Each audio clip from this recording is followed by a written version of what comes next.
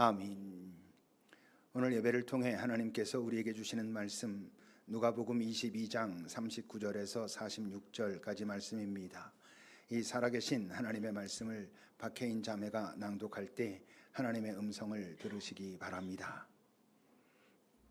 예수께서 나가사 습관을 따라 감람산에 가시매 제자들도 따라갔더니 그곳에 이르러 그들에게 이르시되 유혹에 빠지지 않게 기도하라 하시고 그들을 떠나 돌 던질 만큼 가서 무릎을 꿇고 기도하여 이르시되 아버지여 만일 아버지의 뜻이거든 이 잔을 내게서 옮기시옵소서.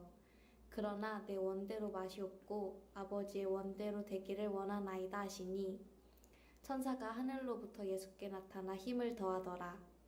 예수께서 힘쓰고 애써 더욱 간절히 기도하시니 땀이 땅에 떨어지는 핏방울 같이 되더라. 기도 후에 일어나 제자들에게 가서 슬픔으로 인하여 잠든 것을 보시고 이르시되 어찌하여 자느냐 시험에 들지 않게 일어나 기도하라 하시니라. 아멘. 하나님의 말씀입니다. 주님, 주의 말씀을 통해 오늘 또 배우게 하옵소서. 바로 지금 이 순간 나에게, 우리에게, 이곳에 모인 모든 이 공동체와 또 이 사회에 주시는 주의 음성을 우리가 바르게 알아듣고 이 쉽지 않은 세상, 이 무너져가는 세상 속에서 주의 생명의 빛을, 그 사랑을 세상으로 흘려보낼 수 있는 통로가 될 수 있도록 주님 이끌어 주소서. 함께 모으는 우리의 물질이 하나님께서 받으실 만한 예물이 되게 하사 그러므로 사용되는 그곳에 주의 사랑과 평화가 일어나는 하나님의 나라를 맛보게 하는 귀한 일들이 벌어지도록 인도하옵소서.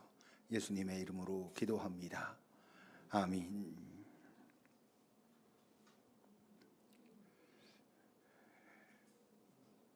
나중에 후회하면서 그런 말들을 하지요. 엄마한테는 그래도 되는 줄 알았다. 또는 엄마는 그래도 괜찮은 줄 알았다.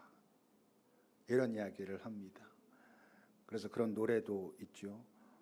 어머니는 짜장면을 싫어하셨대. 싫어하셨다. 사실은 아닌데, 돈이 없는 건데 아이한테 먹이려고 나는 괜찮아, 나는 짜장면 싫어, 이랬던 건데 나중에 이제 그것을 알곤 어찌할 바를 모르고 죄송해하고 이제 그런다는 거겠죠. 근데 그게 그때 내가 엄마를 사랑하지 않았어 이런 얘기는 아닙니다. 엄마를 사랑했는데 엄마를 좋아한 건 맞는데 근데 난 그게 당연한 줄 알았어 이런 뜻이죠. 우리가 살면서 그 당연하다라는 것을 정신 똑바로 차리지 않으면 계속 나 편한 쪽으로 흘러가는 그 당연함의 오류를 경험하게 됩니다. 처음에는 참 고맙고 참 감사하고 그랬는데 좀 시간이 지나면 그게 익숙해지면서 이제 이렇게 편해지고 그러다 좀 더 지나면 이제 쉬워지고 이런 경우들이 우리의 삶에는 참 많이 있지요. 그래서 특히 자기가 약자라고 생각하는 사람들은 자기가 사랑받는 것하고 자기가 사랑을 하는 것을 혼동합니다. 그걸 거의 동일시하는 거죠. 내가 사랑받아주는 것이 사랑해주는 것과 같다라고 생각하기가 사실 생각하는 것도 아니고 그냥 그렇게 느끼고 살아가기 쉽죠. 사랑하는 기쁨 그게 있습니다. 분명히 자기가 사랑하는 사람에게 사랑하는 어떤 상황을 사랑하는 그 기쁨이 있죠. 근데 그 사랑함 그것의 지속성은 그 대상으로부터 또 나도 사랑받는 데서 오는 겁니다. 일방적으로 계속 그냥 나만 사랑하는 것은 그 지속성을 갖기가 좀 어려운 거죠. 물론 그 형태는 다를 수 있어요. 입장이 다르고 여러 가지가 다를 테니까 내가 사랑하는 것하고 나의 사랑에 그가 받는 것하고의 형태는 다를지 모르지만 그런 사랑의 주고받음이 있어야 이 사랑함이 그리고 사랑함의 기쁨이 진짜로 그리고 지속적으로 진행될 수가 있는 거죠. 그래서 이제 많은 부모들이 좋은 부모들이 사랑하다가 지칩니다. 이 섭섭한 거예요.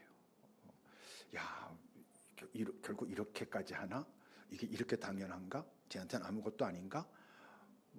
그 받는 사람은 그게 너무 당연한 거예요. 뭐 그러니 어떻게 되냐면 심지어는 그동안 이렇게 하다가 뭔가 조금 지치거나 이래서 못하면 오히려 저쪽에서 섭섭하다고 그럽니다. 변한 것 같다고. 왜 이러냐고 이러기도 하죠.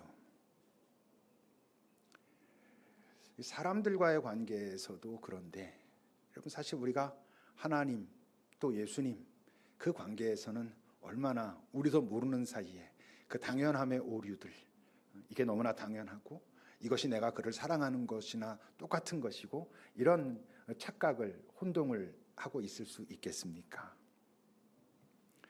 우리 예수 믿는 자들에게는 예수 그분이 하나님의 아들이란 다시 말해서 하나님과 본질상 같은 하나님이라는 것이 그렇게 어색하지 않아요. 자연스럽죠. 익숙하죠.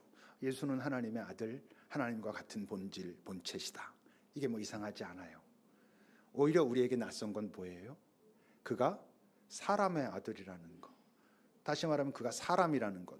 우리와 같은 사람이라고 이게 많이 들었지만 항상 뭔가 조금 낯설고 그래도 다르지 이렇게 이제 생각하기 쉽죠. 다른 부분이 있죠.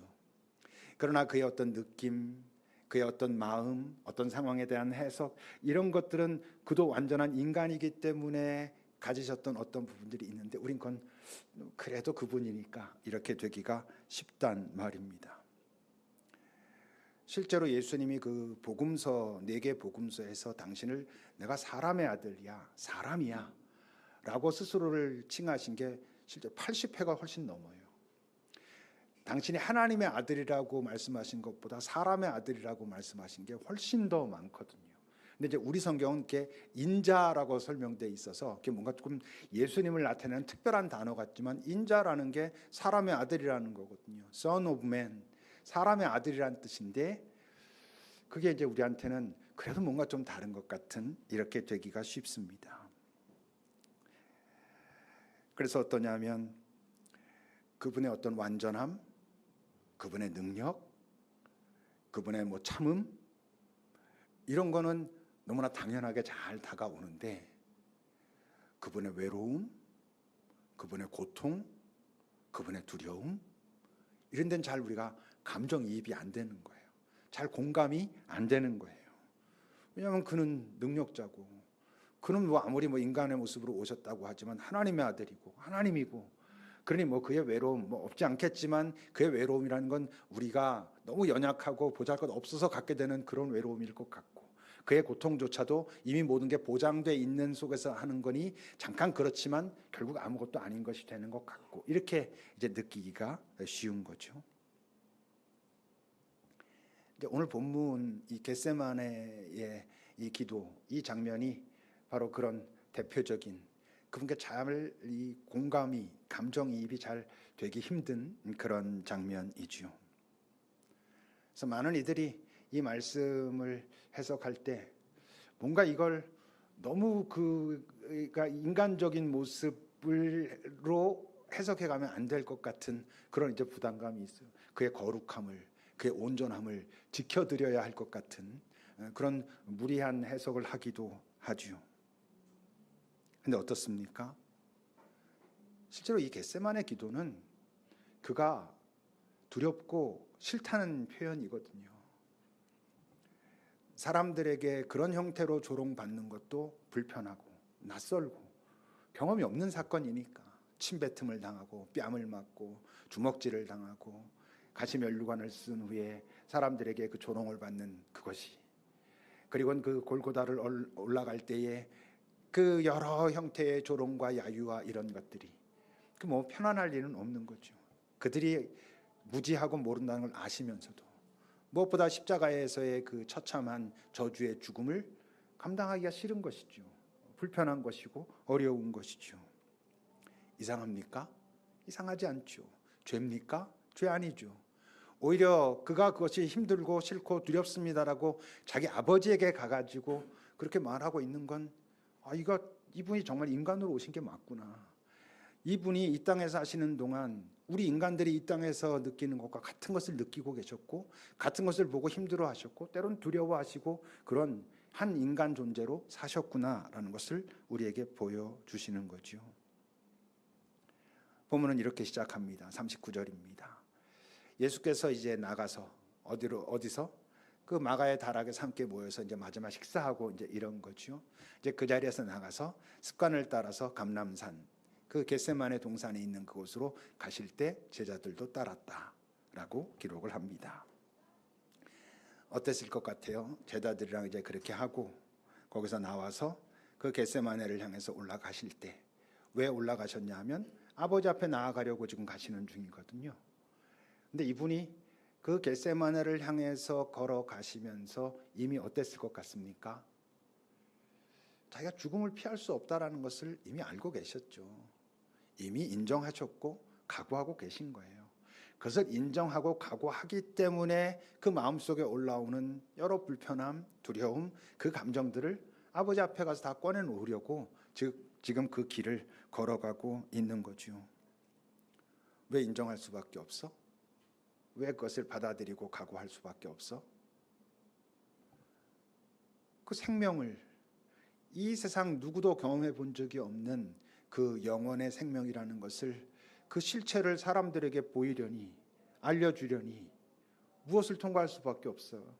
죽음을 통과하지 않고서는 이 생명이라고 하는 것에 이 영원이라고 하는 것의 실체를 이 사람들에게 알게 해줄 수가 없겠구나라는 걸 그분이 분명히 확인하셨으니까 죽음을 통과해야. 사람들은 죽음은 안다고 생각하거든요. 사실은 모르는데 어떻게 알고 있어? 그것은 끝. 죽음, 목숨이 끊어지는 것이 끝이야 라고 생각하고 있는 자들에게 그 너머에 다른 게 있어 라는 것을 보여주시려니 그 끝이라고 사람들이 생각하고 있는 죽음을 지나지 않을 수 없다는 것을 그분도 이미 인정하고 각오하고 계신 거죠. 근데 이제 그야말로 그 착잡한 심정. 그래서 기도하실 때 한번 그 겟세마네를 향해서 마가의 다락 그 제자들의 뭐 누가 크냐 싸우고 막 이런 모습을 뒤로 하고 이제 나와서 그 겟세마네를 향해 올라가고 있는 예수님, 제자들이 따르고 있지만 외로운 그 예수님의 그 마음을 한번 좀 살펴보시기 바랍니다. 그 제자들은 어떠고 있었다고요? 35절부터 보면 예수님이 이제 마지막으로 그 다락방에서 말씀하시는 거죠. 내가 너희를 전대와 배낭과 신발이 없이 보냈을 때 부족한 것이 있었냐? 그 파송하고 이르셨잖아요. 없었습니다. 자, 이제는 전대 있는 자는 가져라. 배낭도 그렇게 하고 검 없는 자는 겉옷을 팔아서라도 사라. 라고 말씀하실 때 지금 저 말씀의 의미는 당신이 떠나가는 후에 그 다음에도 예수 운동을 계속하기 위해서 너희들이 마음속에 다짐해야 될 것들, 사실은 그걸 말씀하고 계시는 거거든요. 37절에서 보면 내가 너에게 말하노니 그는 불법자의 동류로 여김을 받았다라고 한 그 말이 바로 나를 향해서 하는 말이고 내게 결국 이루어질 것이다. 이제 그랬는데 그들은 여전히 무슨 소리인지 모르니까 여기 검이 2개 있습니다 이래요. 우리가 여기 검 2개밖에 없지만 우리가 주님의 능력을 알고 그러니 이것만 갖고도 충분하겠죠. 뭐 이런 여전히 의기양양하고 이제 그런 거죠. 그때 족하다 이러셔요. 여러분 예수님이 그 제자들이 이제 검 2개 있다고 자 이거 2개만 갖고도 되지 않겠습니까? 뭐 으쌰 이러고 있는 거죠. 이제 우리 나가면 정말 무슨 일이 벌어지겠군. 그거 보면서 예수님이 그걸로 됐어 족하다 이럴 때 그 마음이 어떠셨겠어요? 복잡하셨을 겁니다. 아이, 그래. 너들은 지금 그렇게 생각할 수밖에 없지. 나중에 알 거다. 뭐 이런 이제 마음이신 거예요. 저 검은 뭘 말씀하신 거였겠어요? 나중에 에베소서에서 그 이제 전신갑주 얘기하면서 그 얘기를 하죠. 구원의 투구와 성령의 검. 성령의 검이란 하나님의 말씀. 너희들이 하나님의 말씀을 바르게 알고 성령으로 인하여 그 말씀이 능력이 되게 하고 그래야 아마 너희들이 이 땅을 여전히 내 사람으로 살아갈 수 있어 라고 말씀하시는 건데 이들은 지금 손에 드는 칼 2개 가지고 당신의 능력에 힘이 부면 우린 되겠죠? 이러고 있으니 그런 예수님이 어떻다고? 외로우신 거죠. 그러니 이제 항상 그랬듯 아까 뭐라 그랬어요? 습관을 따라 그분이 외로울 때마다 마음이 답답할 때마다 자기가 되게 사랑하는 사람들이고 아끼는 사람들이고 많은 것들을 나누는 사람들이지만 여전히 무엇인지 알지 못하고 그러니 그 마음을 소통하기 힘들 때마다 자기의 그 마음을 꺼내놓을 곳이 필요할 때마다 어떻게 했다는 거예요. 주님 앞에, 아버지 앞에 나가서 기도했는데 역시 정말 이 중요한 순간에, 심각한 순간에 습관을 따라서 그동안 그랬듯이 아버지께로 나아갔다는 것입니다. 근데 우리는 어떻습니까? 여러분들은 예수님은 워낙 크고 위대한 중요한 그 일을 하셨으니까 그런 거고, 우린 이 땅을 살면서 여러분들의 마음을, 어려움을, 아픔을 다 나누고 그럴 만한 사람이 있으신지요? 내가 그걸 나눌 수는 있지만, 말할 수는 있지만, 그래서 서로 소통하고 공감할 수는 없지 않습니까? 우리 모든 사람이 아무리 내가 사랑하고 정말 아끼고 그도 나에게 똑같이 그런 마음이어도 내 안에 있는 것을 다 꺼내 놓아도 그는 알아듣질 못합니다. 관심이 없어서가 아니에요. 관심이 있어도 알 수가 없어요. 우리 사람이 그걸 다 알 수가 없기 때문에 그렇죠. 내 아픔, 내 어려움 다 꺼내 놔도 이게 안 됩니다. 어떤 상황들을 겪고 나면 이제 그런 것들을 아는 거죠. 그가 나쁜 사람이라든지 나에 관심이 없다든지 나를 사랑하지 않는다든지 이게 아니에요. 우리 인간이 그렇다는 거죠. 이게 그럴 만한 능력이 안 되는 거구나. 그냥 내 문제가 아니고선 사실은 내 문제에 대한 나의 느낌도 정확하지 않을 때가 되게 많은 거고, 그러니 사람들과 그런 것들을 소통할 수 없어요. 그래서 참 인간이신 예수님이 결국 그 모든 것을 있는 그대로 털어놓을 수 있고, 털어놓았을 때 다 아신다라고 생각했던 게 당신의 아버지였던 것처럼 우리도 어때요? 결국 하나님 앞에 나아가서 그 모든 것을 다 꺼내놓는 법을 배워야 돼요. 그런 훈련을 해야 되고 그런 시간을 가져야 이분은 아시는구나, 이분한텐 여기까지 다 꺼내놔도 되는구나, 이런 것이 있어야 여러분 또 일어나가지고 그래 오늘 또 하루 살아가자 이렇게 된다고요. 말한 것처럼 이분은 분명히 한 인간이었고, 그래서 지금부터 자기에게 닥쳐올 그 상황은 당연히 낯설고 두려운 거예요. 그 조롱과 그 십자가의 처참한 저주의 죽음과 그 사람들의 모든 배신과 이런 것들은 싫고 두려운 것이죠. 그분은 그래도 하나님이시니까, 하나님의 아들이니까 이렇게 말할 수 없는 거라고요. 그분이 스스로 그런 고백을 하시죠. 마태복음 26장입니다. 베드로와 세베대의 두 아들을 데리고 가셨습니다. 이건 지금 마태복음에 나오는 병행 구절이지요. 그리고 말씀하세요. 내 마음이 너무 고민이 된다. 어느 정도로 죽을 것만큼, 죽을 것처럼 힘들고 어렵다. 슬프고 고민된다. 너희는 여기 머물러서 나와 함께 깨어 있어줘라. 이게 여러분 예수님이 당신 자신을 위해서 부탁한 첫 번째 부탁이에요. 자신을 위해서 제자들에게 뭔가를 부탁하신 적은 없었어요. 근데 지금 제자들에게 내가 지금 이 상황이 내가 가야 할 상황인 거 알고 있고 뭐 당연하고 맞지만 이 상황을 걸어가고 있는 내 마음은 너무 힘들고 아프고 정말 죽을 것처럼 힘이 들어. 난 너희들이 깨어서 내 옆에 함께 했으면 좋겠다라고 말씀하시죠. 히브리서는 어떻게 말해요? 그가 육체에 계실 때, 인간일 때 자기를 죽음에서 구원하실 수 있는 그분인 걸 아니까 그분 앞에 가서 심한 통곡과 눈물과 간구와 소원을 올렸다. 심한 통곡과 눈물로 아버지 앞에 내가 지금 이런 마음이라고 그렇게 절규하듯 외쳤다. 이렇게 얘기하죠. 오늘 본문 44절은 뭐라 합니까? 그렇게 힘쓰고 애써 기도하시다가 보니 그가 땀이 땅에 떨어지는 핏방울같이 그렇게 흘렀다. 저게 뭐 사람들에게 보여주려고 하실 리가 없잖아요. 정말 죽을 만큼 힘들었던 거고, 아버지 내가 이 방법밖에 없을까요? 이것을 내가 마시지 않을 방법은 없을까라고 통곡하며 눈물 흘리며 그랬고, 그것이 너무나 간절해서 그 흐르는 땀이 핏방울처럼 흘렸다라고 말합니다. 여러분 예수님이랑 가까워지고 싶으시잖아요. 그게 진심이라면 이런 자리에 여러분 좀 가서 계셔야 됩니다. 그가 그렇게 통곡하는 자리, 그가 아파하는 자리, 그 상황은 기꺼이 감당할 거지만 그 상황을 감당하려고 할 때 올라오는 자기의 마음을 있는 그대로 토로하는 자리에 가서 여러분 있어 봐야지 그분과 깊은 관계를 맺는 거예요. 우린 너무 그분이 멀리 계신 데서 이것을 도와주시고 내가 이것을 할 것이고 함께 하시고 뭐 하나님의 나라를 위해 뭐 이런 것도 하지만 항상 저 멀리 계신 어떤 분, 능력의 하나님, 모든 것을 아시는 하나님, 그 하나님만, 그 주님만 생각하니까 사실 그분과 가깝지가 않아. 여러분, 그분과 가깝지가 않으면 어떤 일이 벌어지냐면 내가 힘들 땐 싫어져. 내가 정말 힘들 것 같고 죽을 것 같을 때 더 그분 앞에 가서 내가 지금 이래요 라고 해야 되는데, 내가 이래요 라고 말하는 건 그것 좀 괜찮을 때야. 내가 정말 내 삶에 가장 힘들고 아픈 어떤 자리에 가면 그분이 싫고 보기도 뭐 싫고 막 이렇게 되는 것이 가깝질 않으니까. 나는 그분의 아픔 속에 함께 해본 적이 없으니까 그도 나의 진짜 이 아픔에 함께 할 거라고 하는 그런 마음들이 없는 거죠.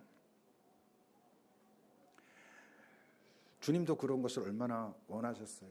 뭐 나중에 와서 이제 말하지만 어떻게 같이 한 시간도 깨 있을 수 없냐라고 정말 섭섭하다 이런 표현을 하기도 하시죠.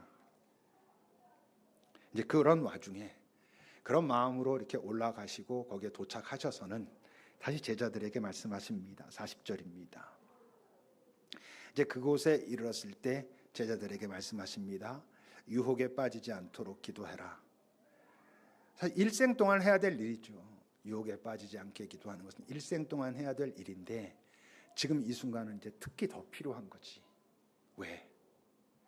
지금부터 그 제자들이 보게 될 그 모습은 지금까지 한 번도 본 적이 없는 모습이거든요. 그의 모습도 그렇고 그가 간구하고 있는 그 내용도 싫다는 거거든. 지금까지 아버지와 관계 속에서 자기가 감당해야 될 그 일이 싫습니다. 힘듭니다. 하고 싶지 않습니다. 두렵습니다. 이런 얘기를 한 적이 없는데 당신이 이제 그런 얘기 할 거거든. 아버지 앞에 가가지고 이제 그러니 너희들 이제부터 보게 될 장면은 내 모습은 내가 하는 기도의 내용은 아마 너희들이 들으면 좀 놀랄지도 몰라. 당황할지도 몰라. 지금까지 너희들이 알던 내 모습이 아니라고 생각할지도 몰라. 그래서 너희들이 나와 같은 마음으로 잘 깨어서 내 그 고통스러운 마음 거기에 잘 함께하지 않으면 너희들이 이게 무슨 일이야가 될지도 몰라.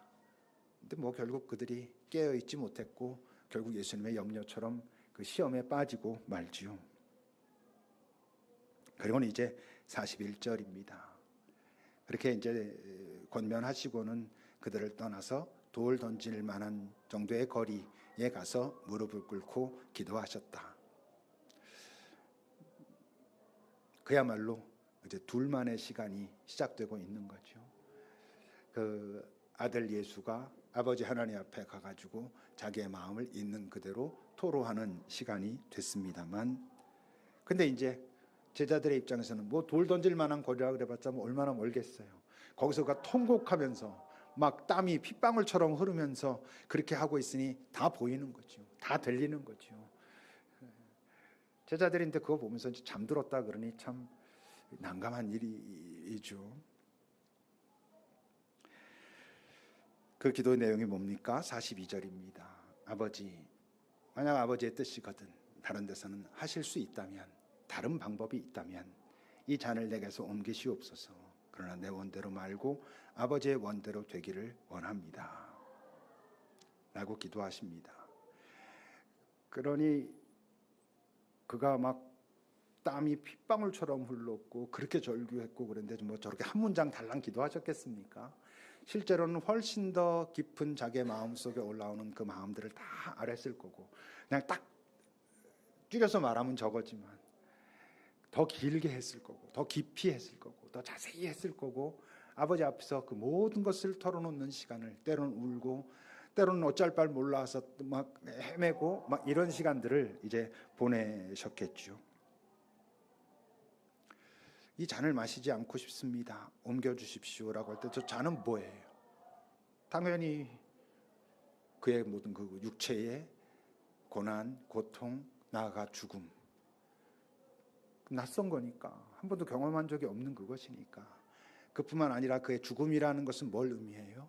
하나님과의 단절을 의미하거든. 어쨌건 그 순간 죽는다는 그것은 사망의 권세 아래로 들어가는 거고 하나님과의 단절을 의미하니까 그런 것들에 대한 이분의 공포, 두려움 이런 게 당연히 있었던 거지요. 근데 이제 이분의 이 기도가 아버지 내가 이 길을 가고 싶지 않습니다. 멈추고 싶습니다. 너무 힘들어서 못 가겠습니다. 다시 말해서 이 구원의 길을 내가 가지 않겠습니다라고 하는 거예요. 그건 아니라고요.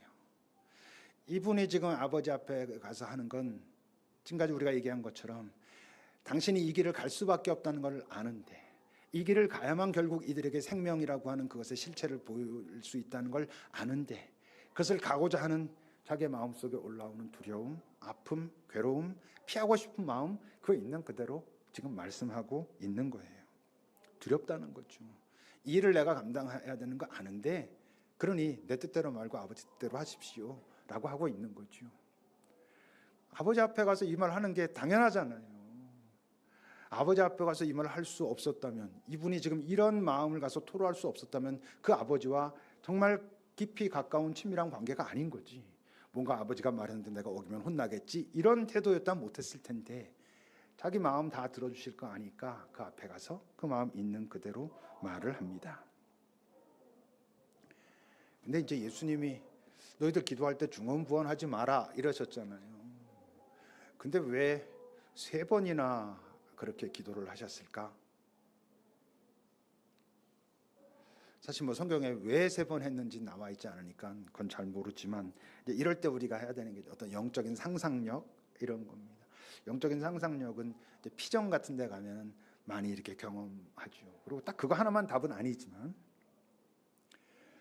제가 뭐 30일피정 이런 거 하고 그럴 때 이게 이제 아무래도 이제 뒷부분에 예수님 일생을 따라가다 보면 이제 뒷부분에 가서 하게 되는데 이제 그런 경험을 한 적이 있습니다.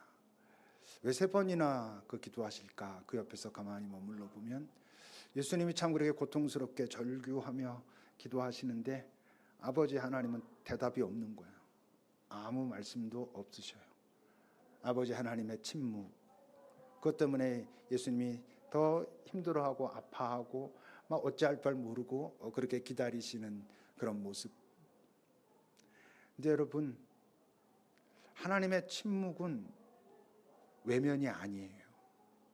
우리가 힘들고 어려우니 그의 침묵이 그럴 때마다 외면처럼 느껴져서 더 괴로워하지만 하나님의 침묵은 외면이 아니고 영이신 하나님이 운다는 표현이 그렇긴 하지만 그분의 눈물인 것 같아요. 왜냐하면 하나님이 아시거든요.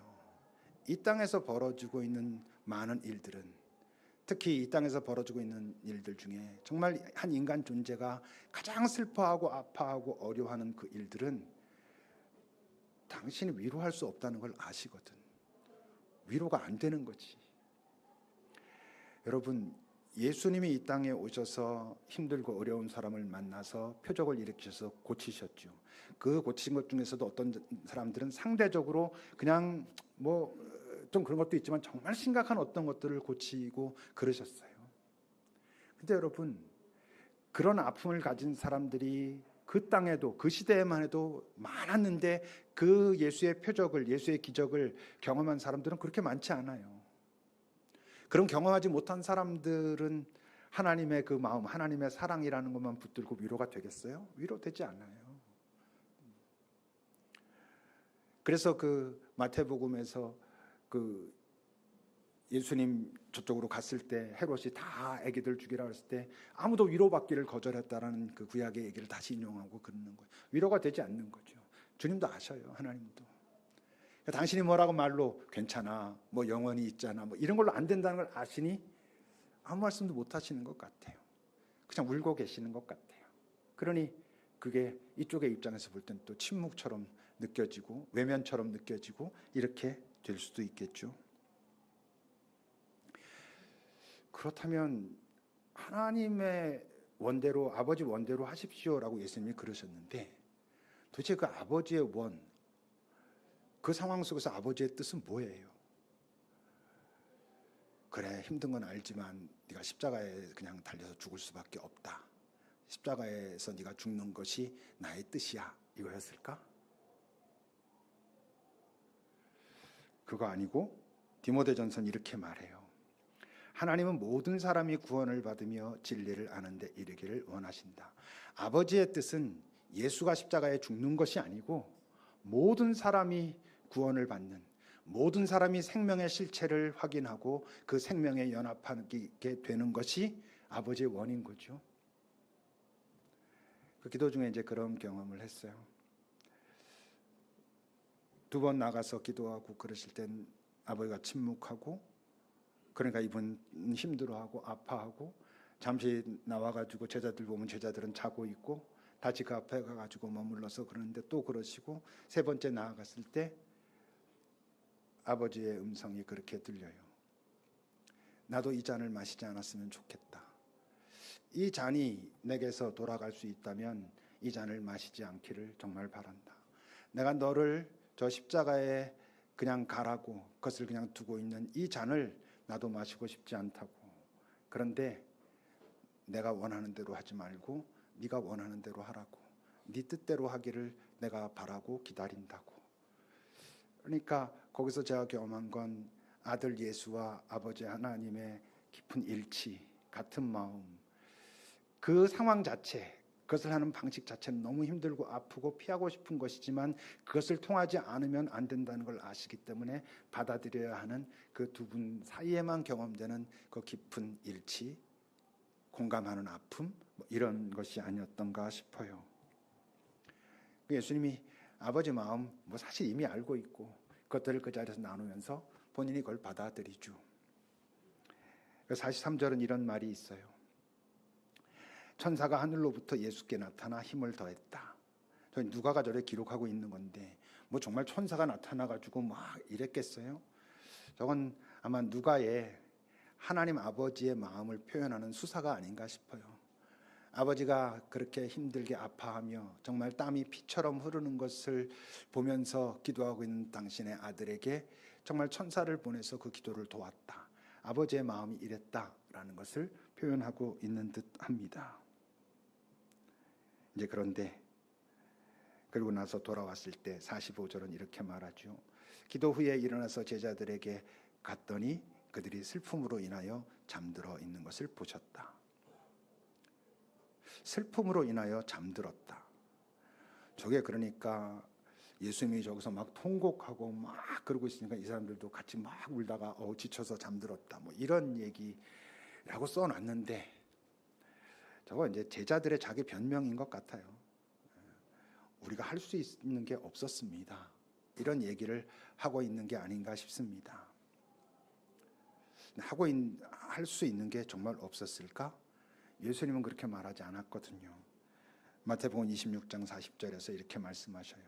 그 자는 것을 보고 말씀하시죠. 너희가 나와 함께 1시간도 깨어 있을 수 없니? 지금 이 순간에도 내가 그토록 부탁하고 내 저런 모습을 보면서도 너희들은 깨어 있을 수가 없더냐? 아까도 말한 것처럼 깨어서 기도해라. 나를 위해서 함께 있어줘라. 이것도 첫 번째 부탁이고 1시간도 나랑 함께 깨어 있을 수 없느냐라고 하시는 이것도 그의 첫 번째 섭섭함의 표현이에요. 야, 이 사람들아, 정말 내 이런 마음에 너희들이 나랑 같이 깨어 있기라도 했으면 참 좋을 텐데. 여러분, 우리가 이 땅을 살면서 정말 어떤 상황 속에서는 하나님은 물론 사람들도 위로가 되지 않아요. 그 사람들이 나에게 관심이 없어서가 아니라고요. 생각해 보면 정말 내 살아오는 인생 동안 정말 고마운 사람을 꼽는다면 어떤 사람들이 떠오르냐면 제가 여기까지 오는 동안 제가 뭔가를 할 수 있도록 도와준 사람이 있을 거 아니겠어요. 어떤 것을 깨닫게 해준, 가르쳐준 사람도 있고, 그래서 참 그 사람들이 없었으면 어쨌건 내가 이렇게 되지 못했어 라고 하는 사람들이 있지요. 근데 그들보다 실제로 구체적인 분명한 도움을 주셨는데 그분들보다도, 그 사람들보다 더 내 마음속에 남아있는 사람들은 정말 내가 죽을 것처럼 힘들고 어렵고 아플 때 그들은 할 수 있는 게 없었지만 그냥 옆에 있었던 사람들, 그 옆에 있다라는 것을 내게 보여주고 내 옆에서 어찌할 바를 모르고 있었던 사람들이 제 안에 남아있어요. 위로가 되지 않았어요. 아무 도움도 되지 않았어요. 근데 그들이 내 인생에 가장 소중한 고마운 사람들로 이렇게 남아있어요. 오늘 주님이 그러시는 거예요. 그래, 이건 내가 가야 할 길이고 내가 감당할 것이니 이것을 감당하는 데서 올라오는데 이 두려움, 아픔, 이것을 네가 뭐라고 말하거나 뭐 제가 옆에 있겠습니다, 뭐 오게도 죽는데도 같이 가겠습니다, 이런 것이 나를 위로할 수 없는 건 뭐 너도 알고 나도 알아. 근데 네가 이렇게 내 이런 상황 속에서 정말 깨어서 옆에 있는 그것만으로 나는 참 됐다. 위로되지 않지만, 그것이 어떤 것도 해결되지 않지만 이걸로 됐다. 지금 그렇게 말씀하시는 거고, 우리도 그런 거죠.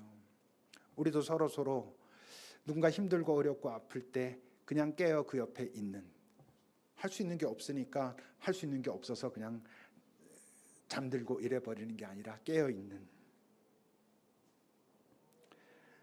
말한 것처럼 정말 여러분 예수님과 가까이 지내고 싶다면, 특히 여러분들이 정말 죽을 것만큼 힘들 때 그분이 내 옆에 있다는 그것만으로 위로가 안 되기도 하지만, 그럴 땐 그래도 이분이 옆에 하여튼 계시는구나 라는 것을 잘 확인하고 실제적으로 느끼고 싶다면, 정말 힘들고 어렵기 때문에 그분이 필요해 라고 주변 사람들은 말하지만 나는 그분이 싫어져 가지고 막 이렇게 되고 싶지 않다면,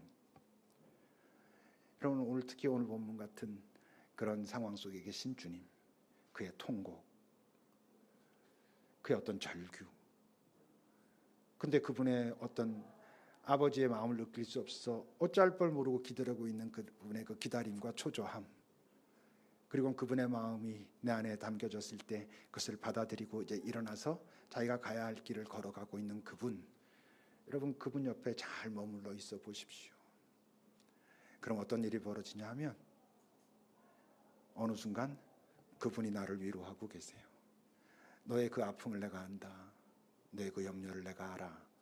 네가 그거 아무리 가까운 사람에게도 다 말할 수 없지. 아니, 다 말하면서도 그 사람이 잘 알아들을 수 없다는 건 네가 이미 알고 있지. 난 알아. 내가 아버지와 그런 것들을 나눴었거든. 그리고 네가 그 자리에 있기를 원했고, 네가 그런 어려움, 아픔 그거 갖고 있다는 건 내가 알아. 어쩌면 이 순간 내가 너한테 도움이 되지 않을지는 모르겠다. 이게 구체적으로 해법이 되지도 않고 그래서 시원해지지는 않을지 모르지만 내가 그거 알아. 여러분 나중에 보면 그것 때문에 산 거예요. 그땐 도움이 되지 않은 줄 알았는데 그런 것 때문에 사는 거예요. 여러분들의 삶에 어려움이 없기를 바라지만, 어려움이 생기면 그분께 다가가는 게 어색하지 않기를, 그러려면 그분의 이런 어려운 자리에 같이 깊이 머물러 봐야 한다는 것을 여러분 기억하십시오. 기도합시다. 여러분들에게 주님은 어떤 분입니까? 능력의 주님, 기도하면 다 들어주시는 주님이신지, 아니면 나와 같은 마음으로 때로는 아파하고 힘들어하고 어찌할 바를 모르시는 그런 주님이신지, 그럴 때 나는 그분과 함께 머물러 본 경험이 있는지 한번 살펴보십시오.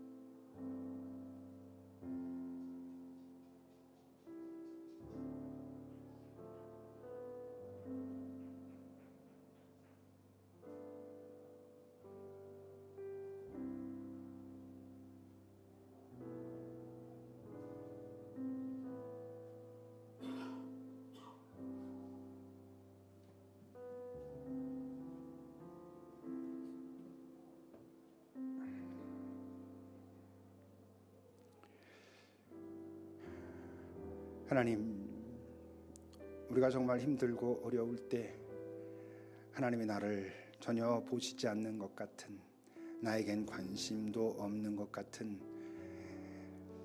그런 관계를 그런 허술한 관계를 여전히 맺고 있는 건 사실은 내가 한 번도 예수 십자가, 예수 겟세마네에 깊이 함께 본 적이 없기 때문인 것을, 그저 나를 도와주고 내 문제를 해결해 주는 그 분께만 관심이 있었고, 그런 몇 번의 경험을 하나님 경험, 예수 경험이라 믿고 여기까지 와서 그렇다는 것을, 이 땅 참 쉽지 않은 일들로 가득 찬 세상을 우리가 결국 살 수밖에 없는데, 이 세상 그렇게 살려면, 그래도 잘 살려면, 그래도 우리가 평화를 지키며 살려면 침묵하시는 것 같지만 사실은 나와 함께 울고 계시고, 나와 똑같은 마음으로 그 고통을 그분만 아신다는 것을 알아야 우리가 살 수 있다는 것을 기억하고 다시 주님께 다가설 수 있기를, 특별히 이런 말씀을 만날 때마다 더 깊이 그 자리에 깨어 곁에라도 있을 수 있기를 바랍니다. 예수님의 이름으로 기도합니다. 아멘. 찬송하시겠습니다.